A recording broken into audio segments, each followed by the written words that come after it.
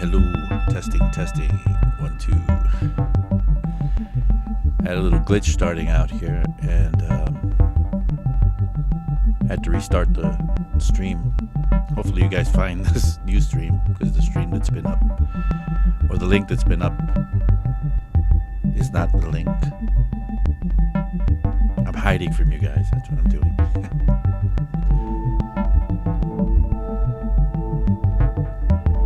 Yes, you can hear me, that's true. I usually talk over the beginning, just letting everybody know what's going on.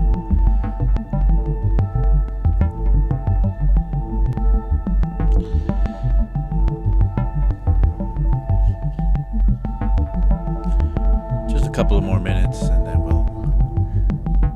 we'll get started.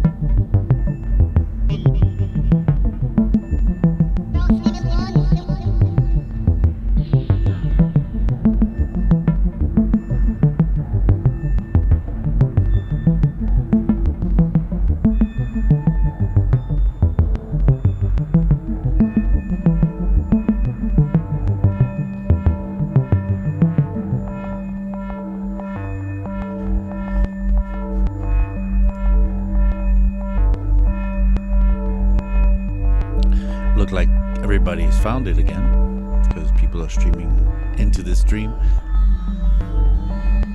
Very nice. Just about another minute or so.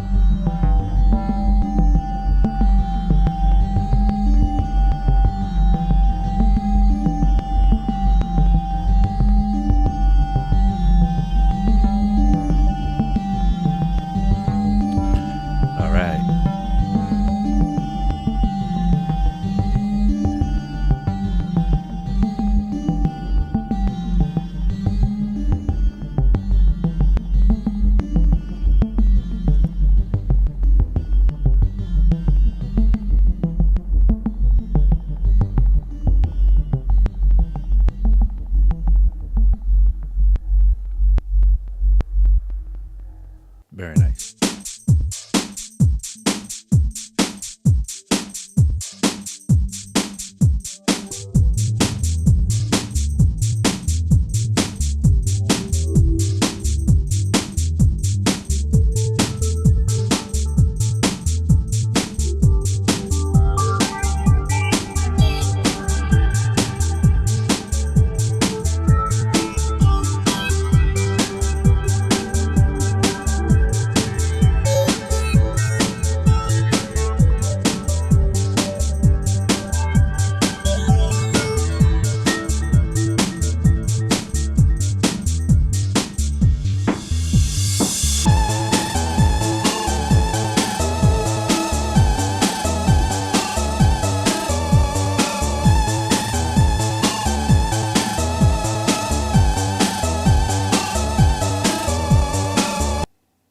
Hey everybody, welcome back. My name is Abe Duque. This is Production Basics and you're watching 343 TV. We are from 343 Labs, which is a school. We have schools in Berlin and New York City. And of course, we do lots of stuff online. So if you are interested in what we do as a school, please visit our website at 343labs.com and check out our class schedule. We have classes starting all the time. We're back. I'm here every Friday, 1 p.m. is when I start. And we do this, and I call my show Production Basics, and basically I just get into everything I like to do with all this kind of production stuff. Like last week, what we were doing, we were going on the roads less traveled last week with Ableton. We were looking at some devices that in Ableton, well, are not so much talked about or used. But before we go on, let me just say hello to some friends here in the chat. Simple Sam is back. Simple Sam, I was wondering where you were because I saw Martin Crockett got here before you did. But you're here. Let's see. Aoide, I guess, I'm correct me if I'm pronouncing it wrong, is here. The Ubiq is here. Hank is here. V00D00PPL is here. I don't know how to pronounce that. Voodoo People, I guess. Lucas Carrizo is here. And if I didn't mention you, I'm sorry because, I just didn't see it. So, yeah, just wanted to say hi. As you know, Simple Sam says, back once again with the Renegade Abester. Okay. Yeah. Bill Bancroft, Big Bill Bancroft, as he's known around these parts. He's here for a bit. Good to know, Bill. Anyway, I had, so we were working on the Impulse last week. We were working on this device called the Impulse. Let me just jump into Ableton. And, so this is, let's grab that Impulse so you could see what we're talking about. That would be under the instruments. Yeah, this Impulse here. Hold on, let me remove this other screen that popped up for me. All right, so we were working on this device, and we were doing some cool stuff. And if you remember, we got into talking about one of the really coolest things that this thing does. Nobody uses this thing, but so they don't realize that it has this time and transpose button, knob that you can turn and come up with some crazy stuff kind of on the fly with. If you don't know what you're talking about, you could watch last week's show, or you could stick around because we're going to do a little more of that. Because if I go to my, I checked, by the way, not only do I read your chats or try to read your chats while we're doing this show and try to answer in real time what you want to talk about. I do go back and read your comments. And by the way, if you have any, I love the comments that you guys have been leaving throughout all this time that I've been doing this. But just a good chance to ask you for a like and maybe a subscription. Right now we're at 23K followers. We're trying to build this up. We want to have 25,000 before the spring. That would be amazing. So if you haven't subscribe to our channel, hit the notification bell, all that jazz. Anyway, I wanted to hold on a second here. I just wanted to read a comment that we got last week or this week about last week's show, and that you'll find in the comment section of last week's stream on our YouTube channel from Felix Garcia Ordonez. So basically, before I read his comment, I was telling you that this is this device, people would rather use the drum rack to create a drum scenario inside of Ableton because it's easy to open it up, open that little arrow, which opens up I'll just open up a quick drum rack for you guys to see. So let's just grab this drum rack here. And this one is populated with, about 16 sounds and has a little arrow in here. And you could see all the chains, what they call chains here, waiting for us to kind of, just immediately jump into one chain and throw effects on it and maybe mix it, like a little mixer. So it has a built-in kind of like mixer, panning, even built-in effects that you can kind of work with, sort of an internal mix bus that it has in there, which is really nice. And I mentioned that this is the reason why people, one of the big reasons why people just go ahead and grab this and not the Impulse, because the Impulse doesn't easily have a way to do that. Let's grab an Impulse. I'm going to just grab maybe a preset from the Impulse here. And let's see, where are we? Where are the instruments? So let's go to, this minimal one might be interesting. I'm going to grab this one and throw it in here so we have some sounds. So you have sounds in here, which I can't hear right now. Hold on. Let's see. It's because maybe I have the wrong output set up here. Yeah, I'm sure you can hear that. These sounds are ready to go. They're cool sounds, but there is no little arrow like you have in your drum rack, which makes it not so easy to kind of do the same. But let me read Felix's comment. You can totally send each cell to a different audio channel and have a best of both worlds. To do so, set the audio channel to receive audio from the impulse and the selected cell, then the monitor in so it turns blue and you're good to go. And yes, that's true. And, when I taught Ableton classes at this place called Dubspot, some time ago, it was part of the curriculum to teach the impulse, and this is what we would actually do. We would actually teach the students to be able to do that. So let's do that now. Let's get that in there. Let's make some of this happen. So let me just get rid of that drum rack. I'm going to write a pattern here quickly. So remember, if you double click on an empty slot, you get an empty pattern with nothing in it. So I have this pattern here. If you click on this headphone icon, you could preview the sounds. I'm going to make myself maybe a quick 4 on the floor scenario here for the kick drum. And I'll just start playing that. And then maybe a little snare action here. That's supposed to be a snare, I guess. So we'll do that.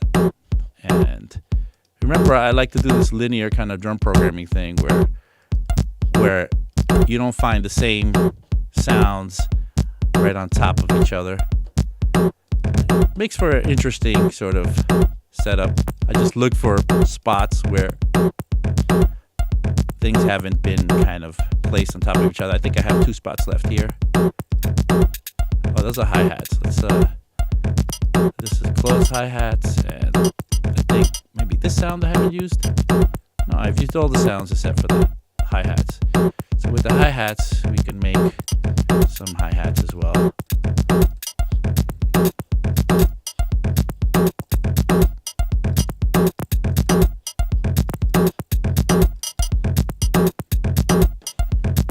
And I believe I have in every sound something going on. So if we go back to this, looking at it this way, you can see that all the little play buttons are activating there. Simple Sam says, no arrow, much sad. Yes, it's a little sad, Simple Sam, but we're going to repair that. So what we're going to need is, we have, how many cells here? We have 8. I was going to count them, but I know that there's 8 cells.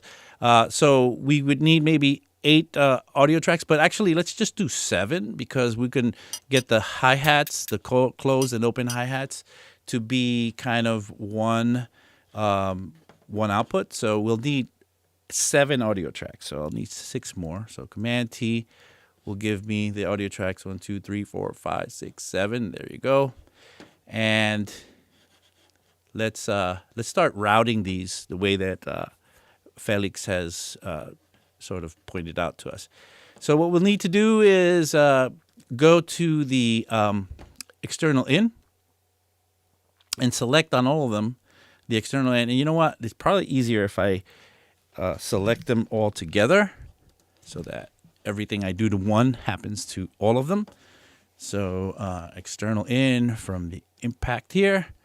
And now this minimal kit is coming through on all channels. Now I can release them from all of them, and then I will go in this second sub chooser here. This is just the chooser and then the sub chooser, and I can actually break it down into each cell. So 1 cell for the kick, 1 cell for the snare, 1 cell for the low 10, 1 cell for the glitch 10, 1 cell for the perk 10, 1 cell for the noise 10, and in this one, we're going to want to have the hi-hats.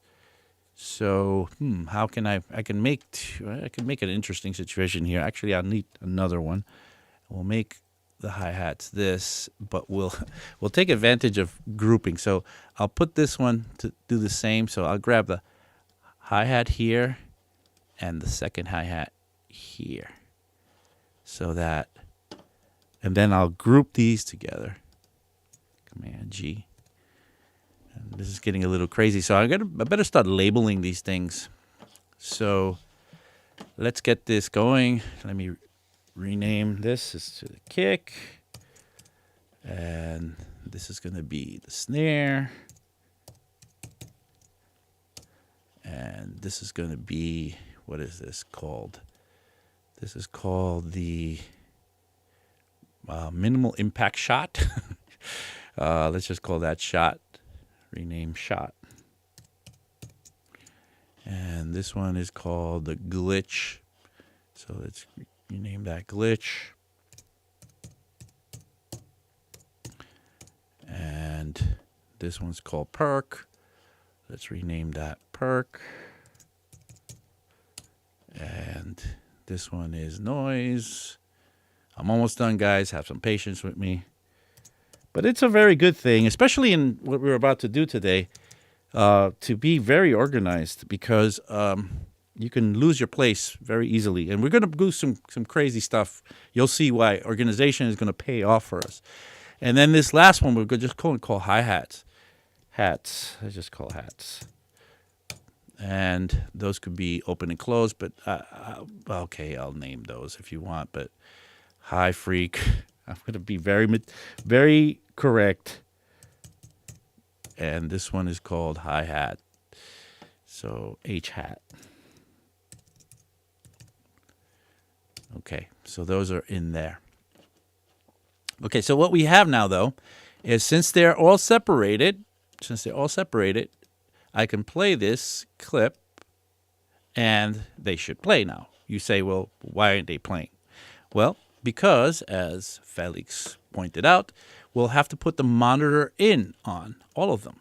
So monitor in makes it so that we can hear what's happening on all of them. And here we go. We're off to the races now. So now we have a way to be able to break it up the same way that we had it in the drum rack. A little more work, but not bad.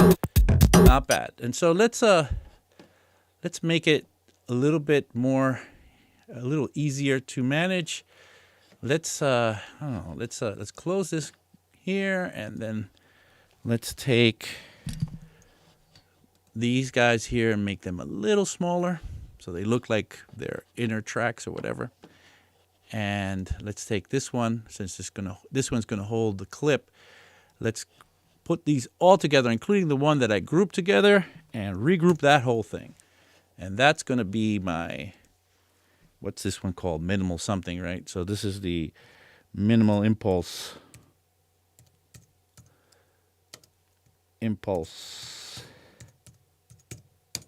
Okay, so here we go. So now I can fold this up, and here we have the impulse as the way that, that we started with. Well, I can open it up, and I can see that this is the actual device. This one holds the actual device. That's why these are a little bit thinner, and I can make this group one a little thinner too, just to match. We could actually make it a little even thinner than that, just to kind of give it a good look, And so inside of this is the whole minimal impulse, and within that we have one clip that holds the device. No sound is coming out of it. MIDI's coming into it. No sound is coming out of it. All the sound is routed to every individual track that we've made here, 7 of them. I know that they have 8 cells, but 2 of them are going to cover the hi-hats. And now we have a lot of fun. Now, remember, what was it that we did last week that made this thing amazing? Well, it was this idea of being able to take the time, which is time stretching, and transposition, and being able to turn that in real time and make these crazy sort of things come out of this thing, that kind of unintended consequences super fast. So that's where we are right now. So we're in a good place.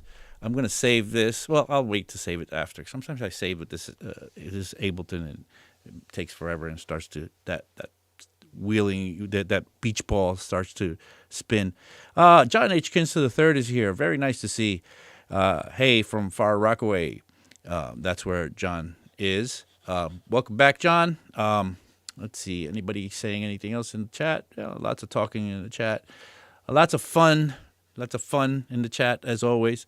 So let's continue this. So what I wanted to do today, though, is I wanted to now that we have it set up in a very usable sort of scenario, I wanted to show you how you can now take this and bring it to the next level. And today I wanted to kind of focus a bit more on controllers and the way that they kind of work with what we're doing, or how I believe that if you're working with Ableton or with Bitwig, you need to be immediately grabbing a controller and working with it, because when you could have your hands on things, especially you have two hands, right, and you could turn them instead of working with this mouse, it becomes another world. So I have a couple of controllers here. You could see my little setup here. But let's open up the setup a little bigger so you could see what's happening. All right, so here's the controllers I have here. Basically, I have this APC40, which we're gonna maybe map last, but after that we're gonna maybe grab. Actually, first we're gonna work with this guy here. So this guy, let me just unplug it and untape it. You guys always give me hell or make jokes about my tape, but I love the fact that the tape can really do miracles for you, especially when you're playing live. Now, this thing is old, but it's tiny.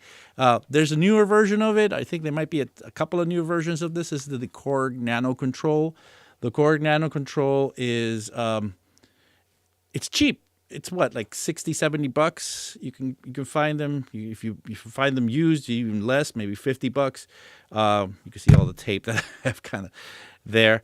You can stick these in your pocket, carry these around, very easy to map. What it is a bunch of faders and knobs and buttons built into it, and there's also a little transport here that we can work with. I'm going to use this to map out what's going on in this impulse, and maybe more as we keep on going.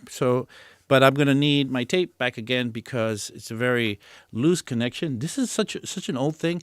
This uses a connector called a mini USB. So this was like the first type of little collector that you could have in a USB port. Most people know micro USB, and then the ones that even came after that, you got USB-C. This is the first iteration of that. I'm going to plug that in there and make sure it gets working with me. And what I'm going to do is so that it doesn't move around, which is something that you want to avoid big times. I'm going to put a piece of tape on there to kind of just keep it in place, because this thing is very sensitive. And if I move it around too much, what I'm going to get is a situation where, well, I might lose connection to it. As the connectors got better, or as the newer connectors came out for these USB scenarios, they got better in the way that they, maintain their connection. So now this thing is connected and it's ready to go. It's tiny, right? As you can see. Let's get a little closer in on it. So this is a little closer view of it. Now, the way that, okay, so you see it now. Let me go back to Ableton and with a closer view of it. So you got a connector plugged in. You got a controller plugged in, right? And you want to know, okay, is this working with my system? The quickest way to know if it's being recognized is that you turn any knob on there and you look at the top right-hand corner of your Ableton screen, just right up here, in this area right here. And you'll see that little yellow dot go, turn on as I move the control. If you do that and that happens, then you're good to go. You're pretty much, ready to make things happen. But sometimes even when you plug this in, a controller in, you might turn these faders and knobs, and you might say, hey, this is not working when I try to map it. Well, let's go to the preferences and look at what can be going wrong. And one of the things that I teach my students when we are in class is that to look for these little boxes here. So let's talk about these little boxes quickly. These boxes represent the functionality that you could transmit, or the information you could transmit via these controllers.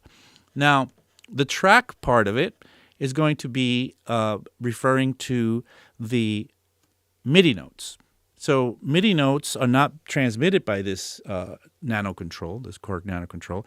So we really don't have a reason to have that going. However, why not? Let's just turn on all the track notes on all the controllers. And right now you see that the nano control and the APC40 has them, the ports are coming up there, and we could just turn them on. Now we turned them on both in and out. And right now, even though they really don't mean that much, it means a lot more to the APC40 because it does transmit notes, but this one really doesn't. But the one that really is going to be important is this one here, the remote. And this is the one that allows for the CCs, or the constant controls, to be mapped to Ableton. And that means knobs, faders, buttons. These things can now be mapped to Ableton if you have these on. And you'll see that there's nano control in and there's nano control out. And that's important because in order to map it, you only need the in, but there's also an out. And what does that mean? Well, I'll explain that in a little bit once we start mapping. And I'll show you why in and out ports need to be activated. The truth is that if I just had the output the import activated, it would work fine, but you really do need to have the out activated in order to get the full benefit from using these controllers. So let me just now start my mapping. Simple Sam says, could you save the entire group to be able to use in other projects? Why not? Why not? You could actually save this, for example, what's happening here, right? I could save as a track, or as a project, right? And then I can go and open any particular project, and I can open that project. I'm looking for any projects I might have in here. Maybe I have a project in here. I go in any particular project, open up the ALS file, and then each track comes up, which I can save, which is saved in the project, and I could just drop it right in to any. So if I grab this track here, whatever was in that track would be able to be dropped right into there. Right? I guess that track had nothing in it because nothing came out of it. But let's try this one here. I'll drop that there. And as you see, whatever this was, named this, didn't have anything in it. Looked like it, maybe in the arrangement it had something, had some samples that are offline. But regardless, it drops in. So if I save this whole thing and I call it my impulse setup, I could actually drag it in.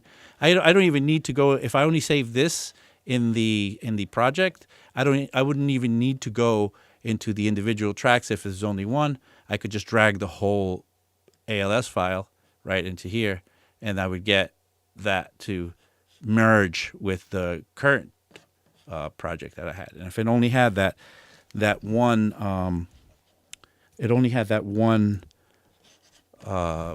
thing in it, then it would just drop in that thing. So yes, it's a interesting workaround to answer that question. But yes, you can totally do that. You could totally save it and use it in this scenario. So I should probably save this, and I will, so for future use.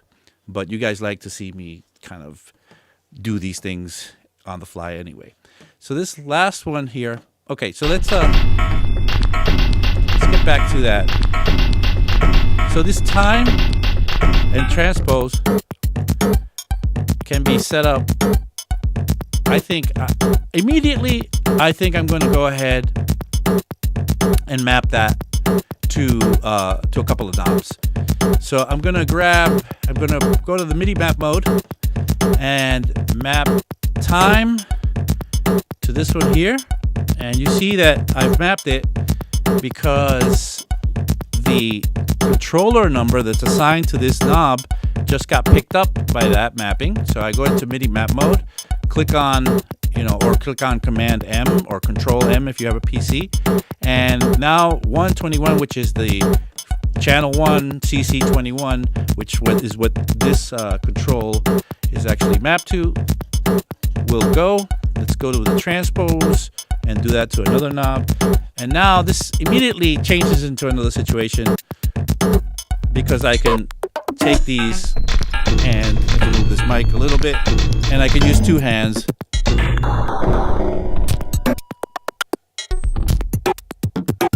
to do some really cool stuff. Big Bill Bancroft says, I've got Abe broadcasting on big stereo right now.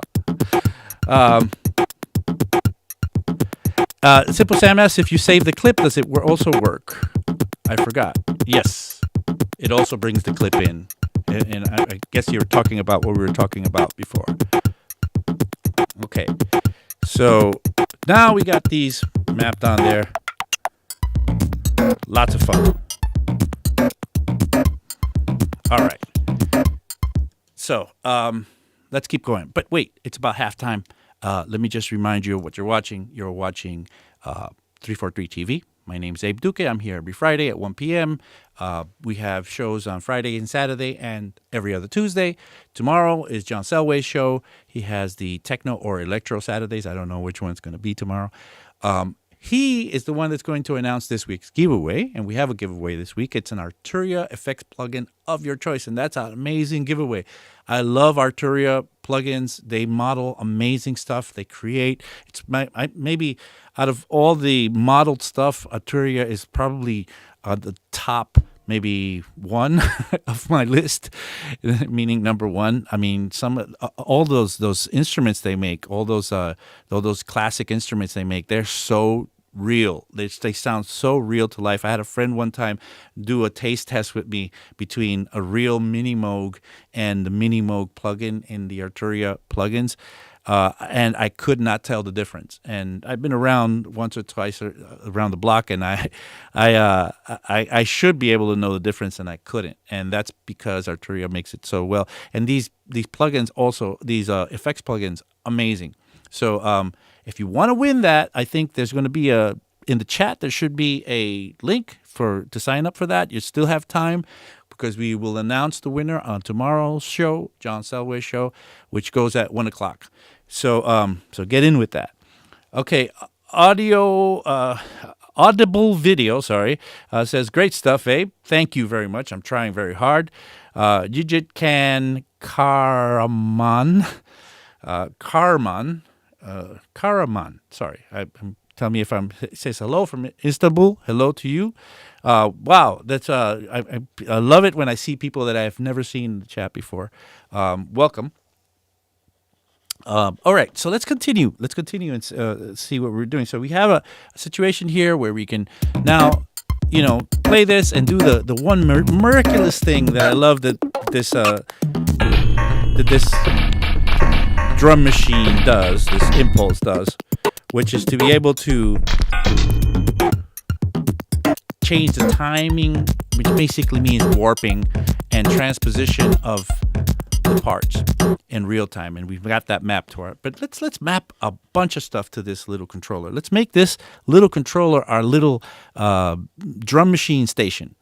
All right, so let's grab these parts and let's see how we can. So whenever you have like a controller that you want to map to a bunch of Ableton functions, you're gonna sort of sit around, thinking for a little bit.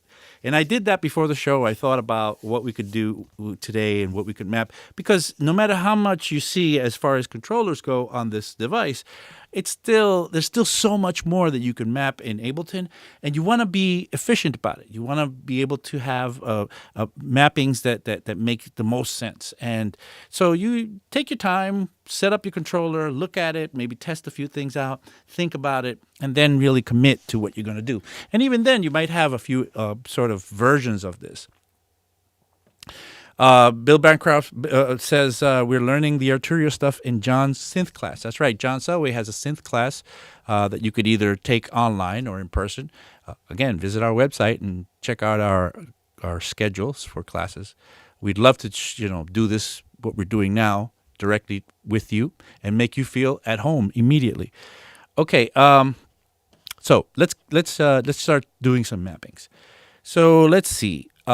We have 7 tracks. So these first 7 tracks, I'm going to map out in fun ways.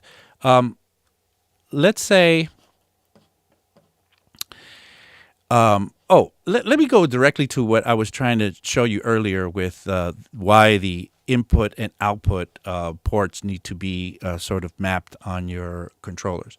So I'm going to these buttons here that I'm pressing, the top buttons on this on this nano control. They are set in a way that they are momentarily toggling and then letting go. So it's a toggle sort of setup. And you could do these, every one of these controllers has like an editor that it comes with, and you could edit what the behavior of this controller is going to be. And you just download it, run it, and then kind of open it up, change the behavior, and resave it, and it kind of saves that onto the controller. But this one is saved with these first few buttons here set in momentary. What I mean by that, and I'll show you quickly, is that I could take this, MIDI map it, say, to this control here, which is it's the same as this, but since I made them thinner, they come out looking like this. And I'm going to map that to the first button here. And what that does is that actually sends to C, Control C, return C, which I have a Dub Syndicate kind of space echo set up on it. So when I'm playing this, I could. Now watch, I'll just do it before without the music, but watch what happens when I press the button. 0 means it goes all the way to the top. You know, in digital audio, when we go to 0, we go all the way to the top. And then it lets it go. So that's really cool because I could take the kick and send it momentarily.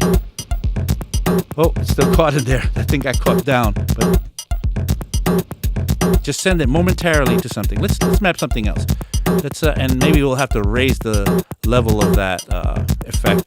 Let's map the very next thing. Let's actually map a bunch of these. Let's just map as we go down the line. Let's map this and this here and this here and this here, and this will be on 7. So that means that I should be able. Look at that. I could just momentarily catch that and let it go.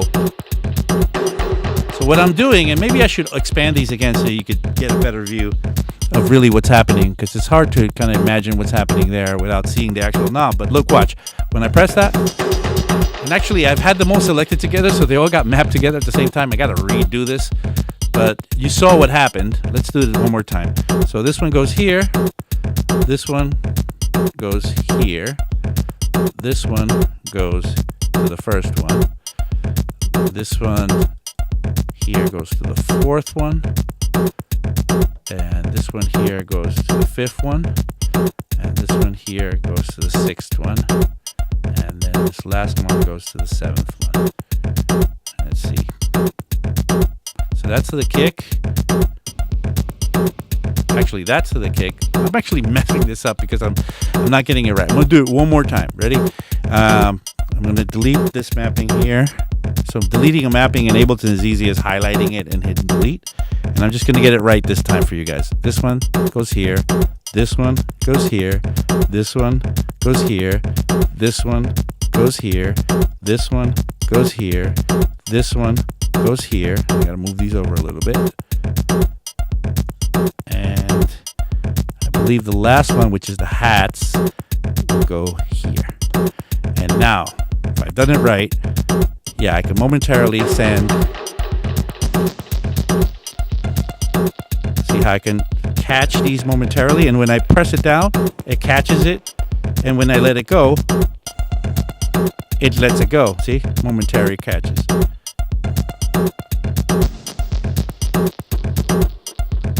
This is great because now I could have a lot of fun with that. So let's map some more stuff. Let's map the bottom buttons to maybe some mutes so that I can mute these whenever I want. So I'll just take these and go ahead immediately and map them across the board here. And the last one, I gotta be able to pull this back up. I'll have it like that. So now these will go on and off and just testing them. Do they work correctly? Good. So they work correctly on all these channels in there. Now, remember I kept on saying, yeah, it's a good thing to have the, and I'll show you again what I'm talking about in the preferences. When you have the import, toggled to activate it, and the output also toggled and activated. Well, what happens is when you have the output toggled and activated, it will send feedback. If the device can actually handle it, it will send feedback to the device to make it feel like, well, to show. You see these lights that are lit up? Well, when the lights are lit up, that the actual Ableton, and let's go back to Ableton. Hold on. The actual Ableton mute lights, or the mutes, will actually be actuated or not. So see, these lights inside of Ableton correspond to the lights on my controller. And this would not happen if I didn't have the controller in it's set up to receive the feedback from the DAW. So where I can just activate the inputs from the controller to the DAW, that'll work to map any controller, and that'll be fine. But in order to get like the controller to get input from or feedback from the DAW as for what's going to happen with the lights, it's going to need that that out to be activated. All right. So now we have the mutes, which is awesome. This is great. We have mutes. This is amazing. Bidirectional communication, so the controller and the software stay in sync, says Audible Video. That's right, bidirectional communication.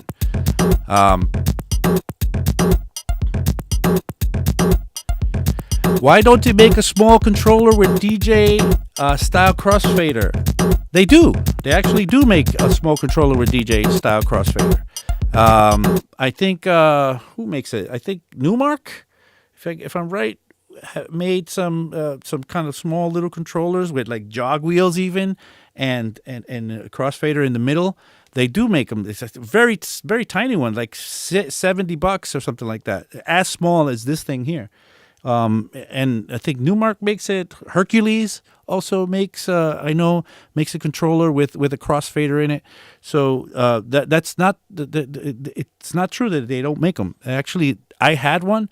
I lost it. I want another one now. If Hercules, if you could hear me, or Newmark, if you could hear me, send me a controller, please. Anyway, so now what do we have? We have a scenario where we can now control the mutes in each track and momentary sends to the effect and channel C or return C, which is really cool. And these behave different than these. These are toggles, and these are momentary. But these are on and off switches where they'll stay wherever I put them, and this one's always go back to, they just momentarily work. But that's great because I can make some funky stuff happen. But now let's do some further tweaking. So let's do some further tweaking. Let's see, what else can we tweak in here? I have still left these faders. I have not mapped these faders, even though you might think, well, why don't you map volume control to these faders, Abe? Because that will give you volume control. That's cool, but you know what? I think I can manage the volume still with the mouse. I want to have something even cooler here for this, because I'm going to use this knob and this volume control to map something like, well, let's do on each channel, there's a transpose knob and there's a stretch So I'm going to go through everyone, try to make sure I get this correct. So I'm going to map the transpose and the stretch. And on this cell, I'm going to map the transpose and the stretch. And on this cell, I'm going to map the transpose and the stretch. This is tricky getting it right. And on this one, I'm going to map the transpose and the stretch. And on this one, the transpose and the stretch. And on the last one, we'll do it on both. So the transpose on this cell and the transpose on this cell are mapped to the same knob, and the stretch, because they're hi-hats, right? So I want the hi-hats to transpose and stretch together. So I'll map the stretch to this one on this one and to this one on this one. So now the hi-hats, both of those cells will react to that one, to these two controllers. So it's called multi-mapping. We've now multi-mapped one control to a couple of parameters. You could do as many parameters as you want with the multi-mapping. Okay, so let's test that out. Let's see what that feels like. So now let's play. And let's turn off everything except for the kick. And this is the transpose for the kick.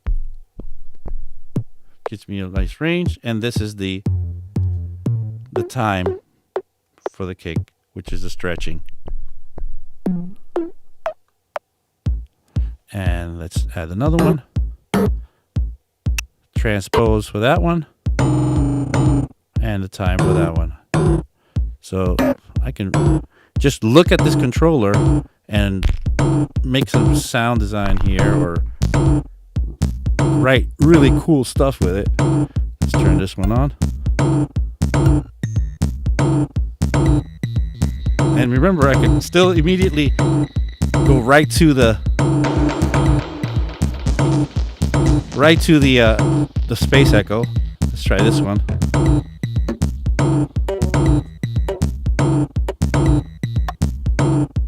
Short one. And with this one, let's see what this one is.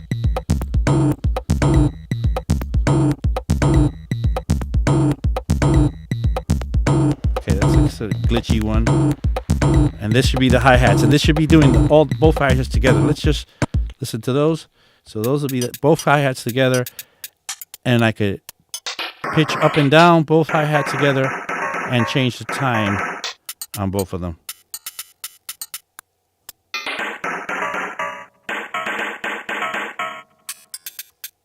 Which is really cool. Like you see, this cell moves and this cell moves, and they move together. I didn't have to do that. If I had more controls, I could have mapped them individually. And this is where the tape starts to play a good role. We have a tape laid up in there. I have my marker, and I can start writing down what everything is. And that's going to be the biggest problem. One of the biggest problems, which is remembering all the things that you mapped. But okay, no problem. But now let's play this. So once again, turn on our mutes. And free time and real time, just play with the individual times and stretching. And still, if I wanted to, I got these two global time and transpose. Which immediately, look at that, I just landed on this crazy cool thing. Blue tape crew in the house, says Martin Crocker. Cool thing that I could do with this.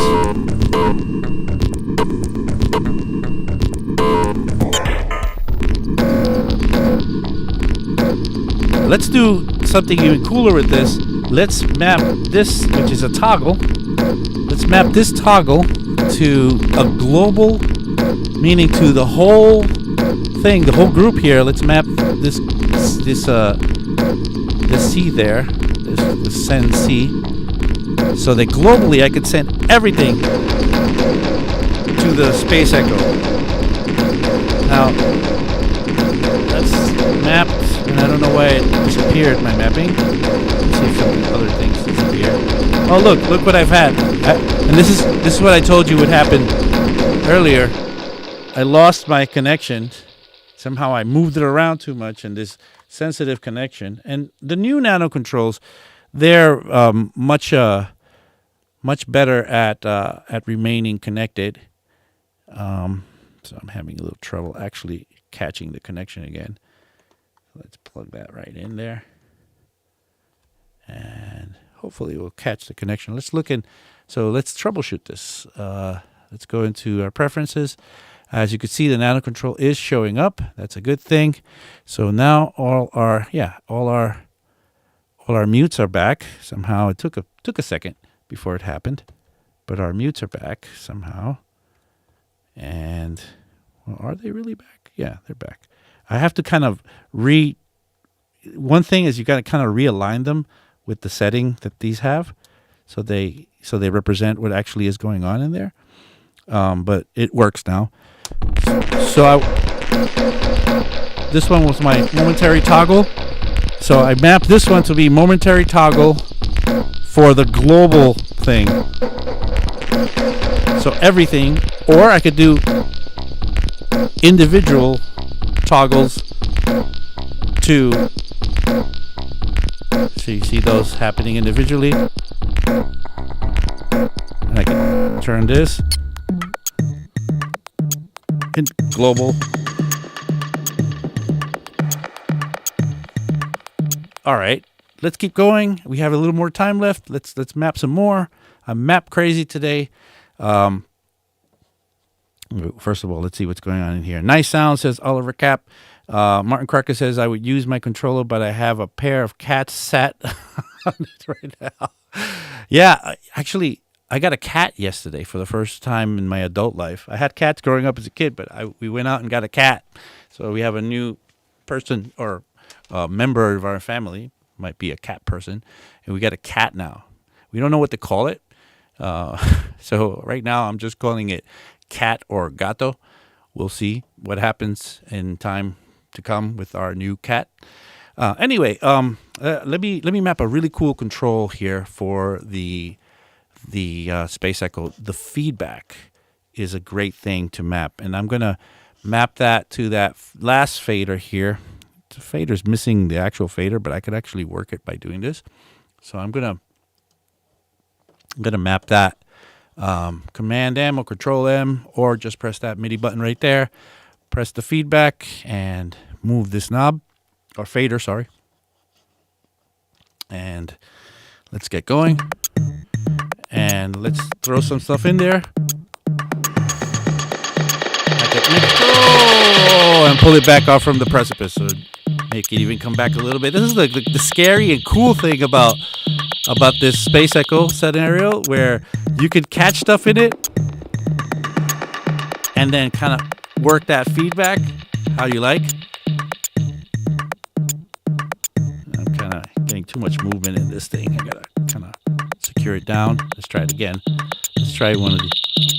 Whoa. So one of the things you might want to do if you're using a feedback is to put a limiter in there to kind of just protect yourself, like some sort of safety net. So if I catch stuff in there, so this is going to get too loud anyway. So I'm going to reduce the level here a little bit. Maybe press the gain into it so that limiting kicks in quite a little earlier. And let's see. That's cool. And I can back off on that feedback. Let's turn these knobs. And let's start moving. So work the feedback down. See, you could always just immediately grab that feedback if it starts getting a little crazy on you.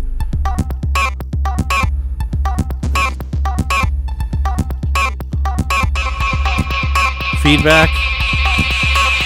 Whoa, catch it, limiter, catch it. And then bring it down.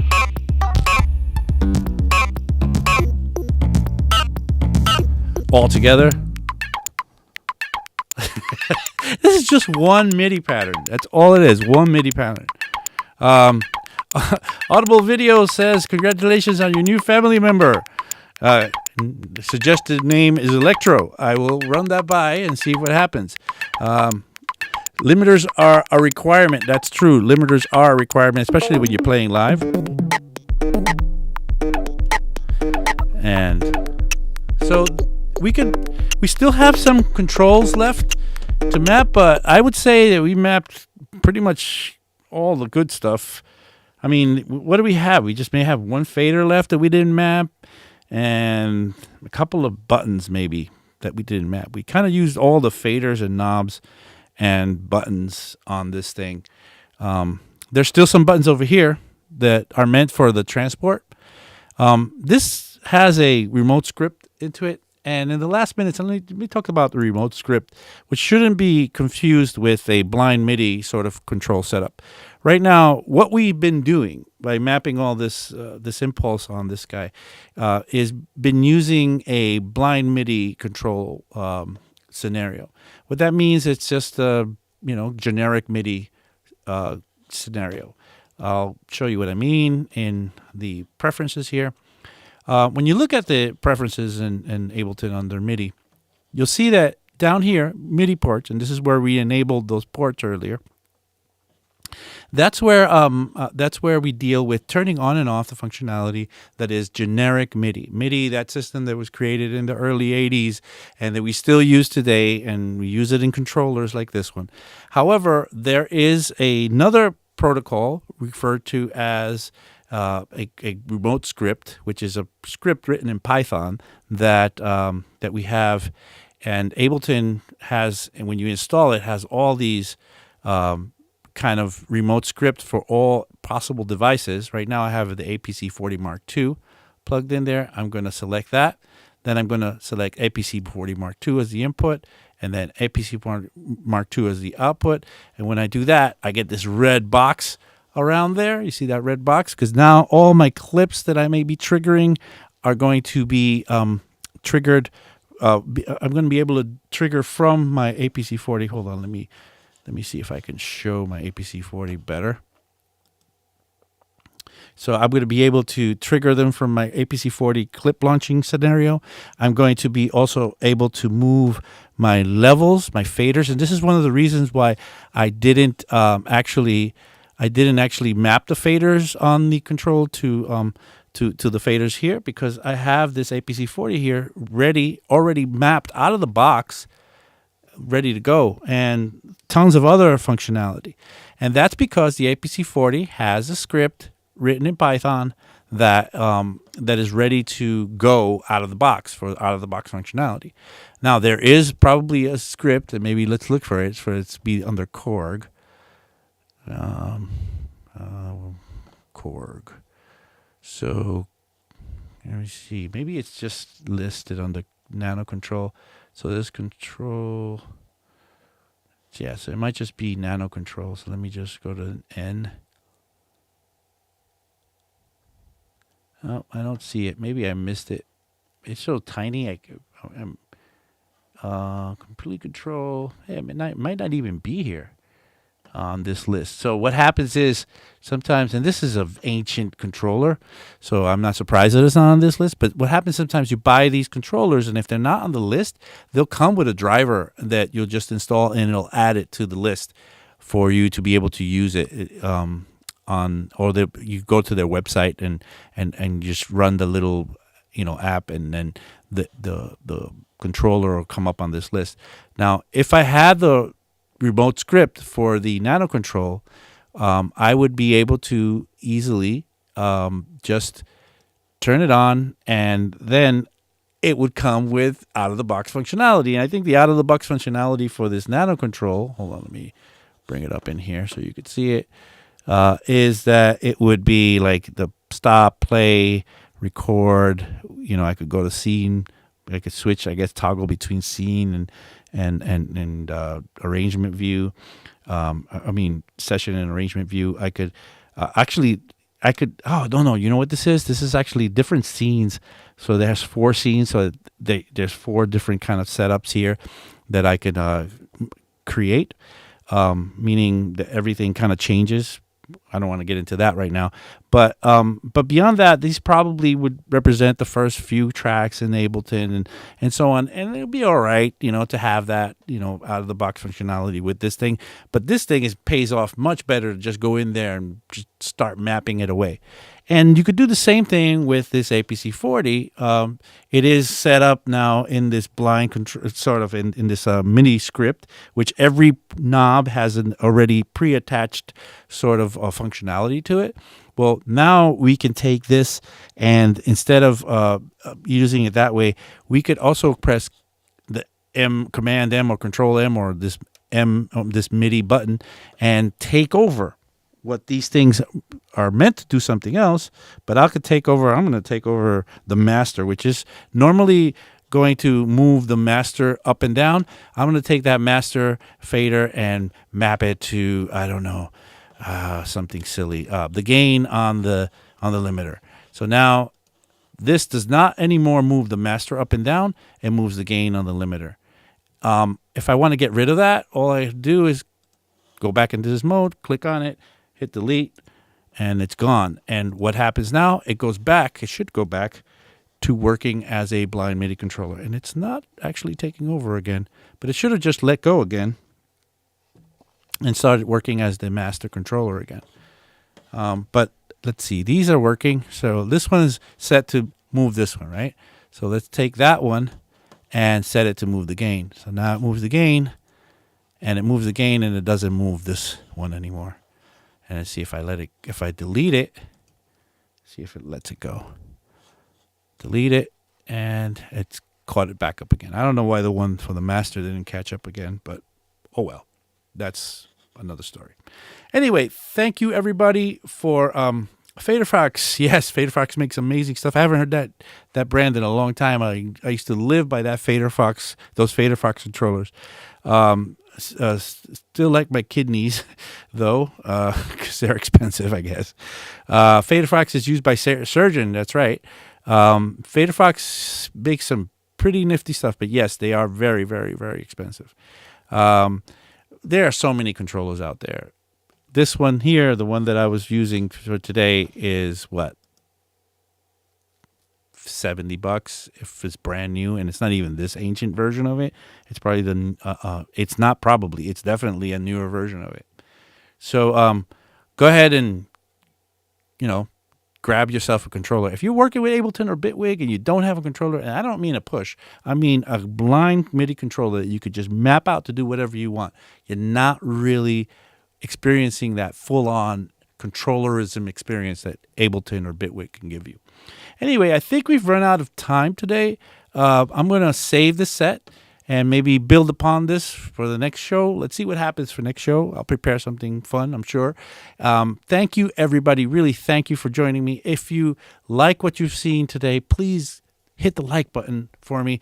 I'd like to impress my friends and show them how much you guys supposedly like me. And also, please subscribe to our channel and all that. Remember, we are 343 Labs. Check out our website, 343labs.com. We have schools in Berlin and New York, and we have definitely lots to do on the internet. So come check out our class schedule. Take a class with us.